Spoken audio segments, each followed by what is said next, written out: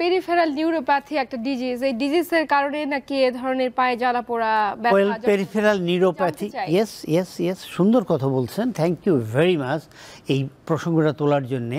আমরা অনেক ডায়াবেটিক পেশেন্টকে দেখেছি যে তাদের এরকম জ্বালা পোড়া এবং তাদের কন্ট্রোল ডায়াবেটিসের কারণে শুধু ইয়েস ইয়েস, এবং তাদের এই জ্বালা পোড়া হয়।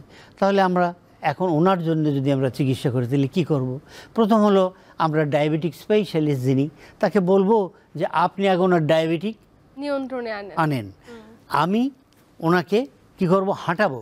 আচ্ছা, আপনি হাঁটেন, হেঁটে ডায়াবেটিক নিয়ন্ত্রণে আনতে হবে। হাঁটার সাথে সাথে যেটা আমরা করব, পায়ে জ্বালা পোড়া, stressing. Stressing and myofascial release is very important, এবং এটা কমে যায়।